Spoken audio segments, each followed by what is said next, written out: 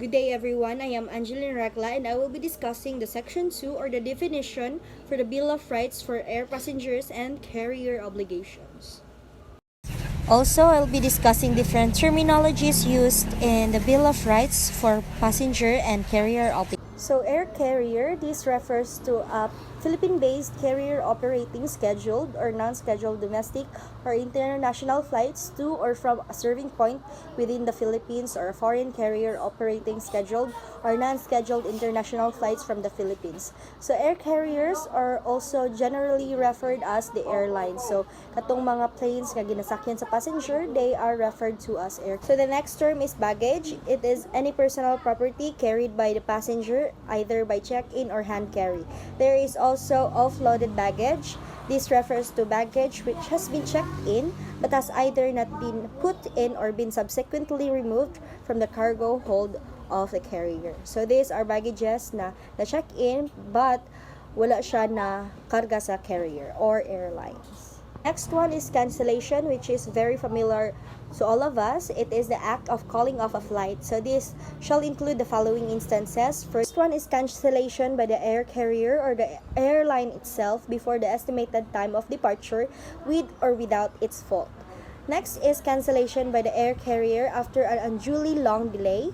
And the last one is cancellation by the passenger holding a regular fare or ticket or a situation deemed cancelled as contemplated in Section 12.2. So the fourth term is check-in deadline. This refers to the point in time before the published estimated time of departure on or before which a passenger must present himself or herself to the air carrier at the later check-in counter, which is usually not less than 45 minutes before estimated time of departure. So like for example, your flight is 12 p.m., you should be present, or your check-in deadline must be 11:45. Check-in period is the time when the air carrier's check-in counters are open for accepting and processing passengers checking in for their flights, which starts at least 2 hours before the estimated time of departure in international airports and in other airports designated by the DOTC. In the other airports, the check-in periods shall start at least 1 hour before the estimated time of departure. Check-in period is very essential para dili ka mabihaan sa imong flight, and however with new innovations right now, you can do this via online. The sixth one is confirmed reserved seat, which means a seat on a specific date and on a specific flight and class of service of a carrier, which has been requested by a passenger and which the carrier or its agent has verified by appropriate notation on the ticket as being reserved for the accommodation of passenger. So dili pareha sa bus nga mapataka lang kag lingkod. In air carriers, there is what we called confirmed reserved seat, which is designated for a certain passenger depending on its time of flight and specific date. Convention, this refers to the applicable international agreement, convention, or treaty on carriage of goods or persons by air signed or ratified by the Philippines. So the eighth term, which is very familiar to all of us, delay, is the result of deferment of a flight to later time. There is also what we call terminal delay. It is a delay that occurs while passengers are still inside the terminal waiting for the boarding, while tarmac delay is a delay that occurs while passengers are already on board to the aircraft.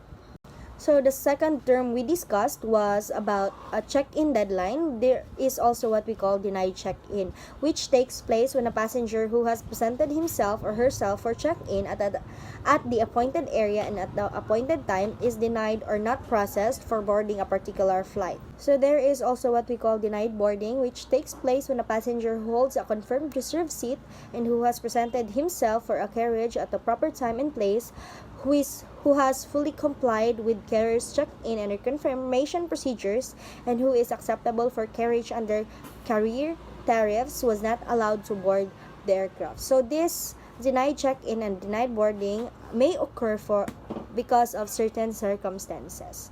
So the 10th term, fare, which is very familiar to all of us, it is a payment in consideration for the carriage of a passenger. So in Bisaya pa ihang klite. Regular fare is a fare that is offered on a regular basis and that does not qualify as promotional fare. So katong fare nga dili siya discounted, wala siya sa promo. We also have promotional fare, which is generally lower than a regular fare, is applied for before and approved by the CAB. So the 11th term is government requisition of space. So this is only can be made by different government agencies. So this refers to a formal request by the government or its agencies to an air carrier company for the use of an aircraft or any part thereof for regulatory, safety, security, and or emergency purposes. So in hotel, we have this term NS or no-show. We also have it on airlines. No-show is the failure of passenger to appear at the check-in counter within the check-in deadline.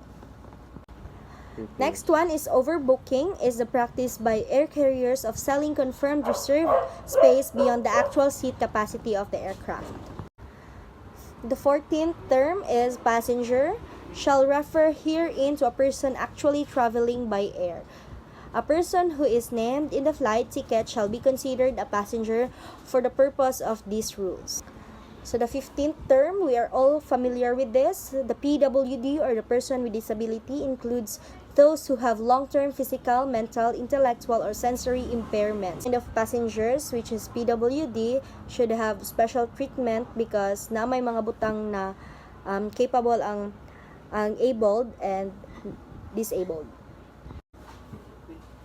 The 16th term is sales promotion. These are techniques intended for broad consumer participation, which contains promises of gain, such as prices in cash or in kind, as rewards for the purchase of a product, security, service, or winning in a contest game, tournament, and other similar competitions which involve determination of winners and which utilize mass media or widespread of media information. It also means techniques purely intended to increase the sales, patronage, and or goodwill of a product. So the last term is senior citizen. This refers to any resident citizen of the Philippines at least 60 years old.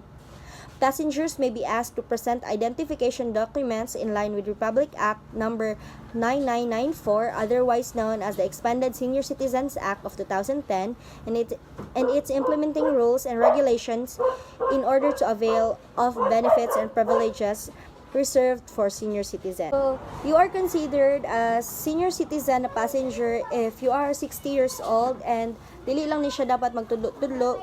We should present identification documents, and just like sa PWDs, they can avail certain benefits and privileges.